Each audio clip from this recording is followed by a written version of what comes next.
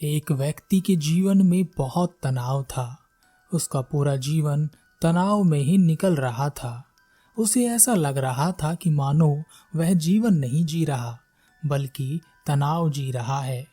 जब उसकी शादी नहीं हुई थी, तब उसे शादी करने का तनाव था। शादी होने के बाद भी उसे तनाव था। अब उसे रुपए पैसे कमाने का तनाव था।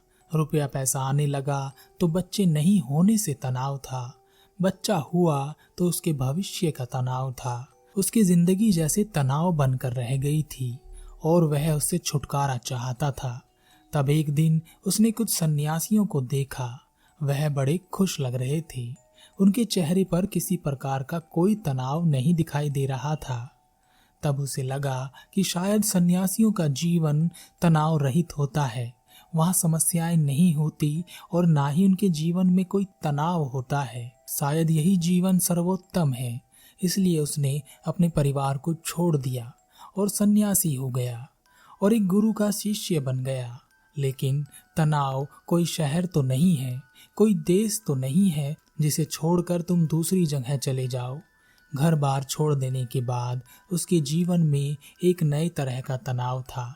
आश्रम के नियम पालन करने का तनाव, शिक्षाओं को ग्रहण करने का तनाव और सबसे बड़ा तनाव था भिक्षा कैसे मांगूं।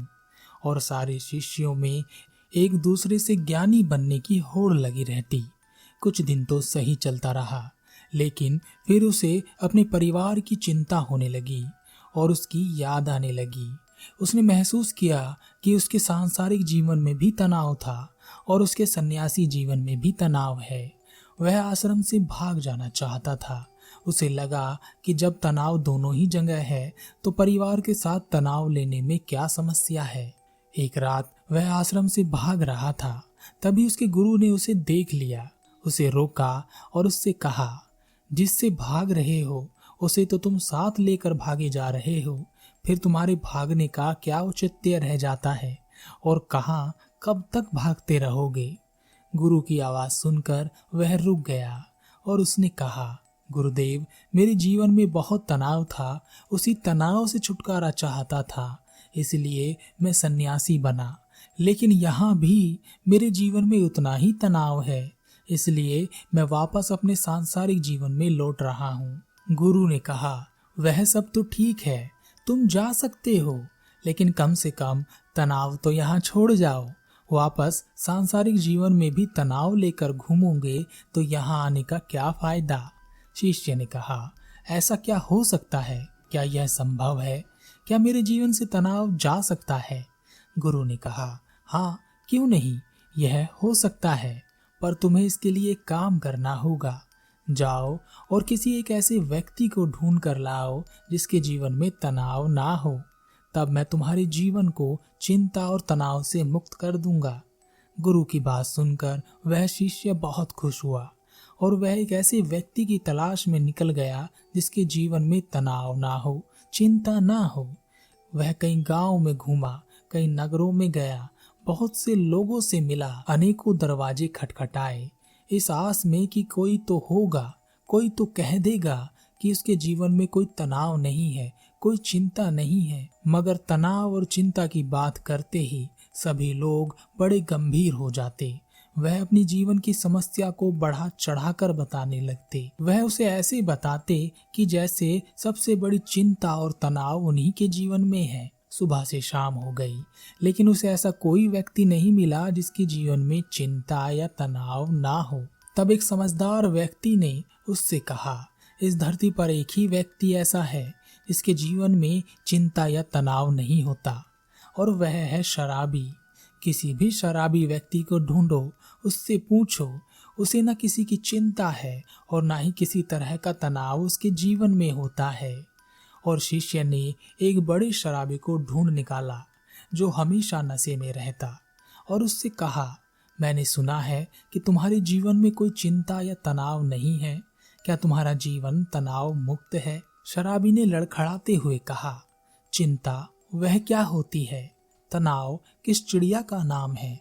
मुझे नहीं पता। यह सुनते ही शिष्य बड़ा खुश हुआ। उसे लगा कि वह व्यक्ति मिल गया है जिसकी उसे तलाश थी। तभी शराबी ने कहा, मुझे तो बस इस बात की चिंता है, इस बात का तनाव है कि मेरी सुबह की दारू का इंतजाम कैसे हो पाएगा। क्या तुम्हारे पास कुछ धन है? पत्नी से तो सारा धन मैंने छीन लिया। क्या तुम्हारे पास कुछ है? यह सुनते ही उस शिष्य की खुशी गायब हो गई। अंधेरा हो गया था। वह एक मंदिर के बाहर बैठ गया। वह बड़ा हताश और निराश था। उसने सोचा, क्या इस दुनिया में कोई भी तनाव मुक्त नहीं है? तभी एक छोटा सा बच्चा उसके सामने आया और उस बच्चे ने कहा, गुरुजी, भूख लग रही है, कुछ खाने को मिलेगा? उस शिष्य ने उस बच्चे की तरफ देखा और कहा, तुम जैसे छोटे बच्चे के जीवन में भी चिंता और तनाव है, तो बड़ों का क्या हाल होगा? बच्चे ने कहा, चिंता और तनाव नहीं, भूख है, भोजन मिलेगा। वह शिष्य बच्चे की बात सुनकर बड़ा खुश हुआ, जैसे उसे कुछ नया मिल गया हो। उसने अपनी झोली से कुछ भोजन निकाला और उस बच्चे को दे दिया। वह शिष्य भागकर गुरु के पास पहुंचा और गुरु से कहा, गुरुदेव, मैंने बहुत ढूंढा, पर मुझे एक भी व्यक्ति ऐसा नहीं मिला जो चिंता मुक्त हो, जो तनाव में ना हो। हर कोई ना कोई चिंता लेकर बैठा हुआ ही है। जिसके पास धन नहीं है वह धन के लिए चिंतित है, और जिसके पास धन है वह और अधिक धन के लिए चिंतित है। जिसके पास प्रेम नहीं है वह प्रेम के लिए चिंतित है, और जिसके पास प्रेम है वह प्रेम से चिंतित है। किसी के पास काम है तो वह अपने काम से चिंतित है, और किसी के पास काम नहीं है तो वह इसलिए चिंतित है कि उसके पास काम नहीं है। जो बीमार है वह इस बात से तनाव में है कि वह कब स्वस्थ होंगे, और जो स्वस्थ है वह इस बात से तनाव में है कि कहीं वह बीमार ना हो जाएं। हर स्थिति में, हर जगह, हर कोई तनाव में ही है। लगता है इससे छुटकारा संभव नहीं है। गुरु ने कहा, बिल्कुल इससे छुटकारा संभव है, मगर इसके लिए तुम्हें कुछ समझना पड़ेगा। गुरु ने कुछ गीली लकड़ियों को शिष्य के सामने रख दिया और कहा, इसमें आग लगा दो। शिष्य ने कोशिश की, लेकिन उसमें आग नहीं लगी। शिष्य ने कहा, यह लकड़ियां गीली हैं, इनमें आग नहीं लग सकती। गुरु ने कहा, अब तुम क्या करोगे? इन लकड़ियों को धूप में सुखाओगे, या चिंता या तनाव लेकर बैठ जाओगे कि अब मैं क्या करूं? और क्या चिंता और तनाव से तुम इन लकड़ियों को सुखा सकते हो? लेकिन हाँ, अगर तुम थोड़ा सा चिंतन करोगे या सोच विचार करोगे तो तुम दूसरी सूखी लकड़ियों का इंतजाम कर सकते हो, जिनमें आग लगाई जा सकती है। शिष्य ने कहा, गुरुदेव, आप ठीक कहते हैं, लेकिन गुरुदेव, जीवन की हर चीज में तो तनाव है, ऐसा क्यों है? गुरु ने कहा, जीवन की हर चीज में तनाव नहीं है, बाहर कहीं कोई तनाव नहीं है। तनाव तो तुम्हारे भीतर उत्पन्न होता है। चिंता तुम भीतर की ओर करते हो, और जहाँ चिंता और तनाव उत्पन्न होता है वहाँ सफलता नहीं होती, कार्य सही नहीं होते, मानसिक स्थिति सही नहीं होती, इसलिए कार्य भी ठीक से पूरे नहीं होते, और इस कारण से तुम और अधिक तनाव में जीवन बिताने लगते हो।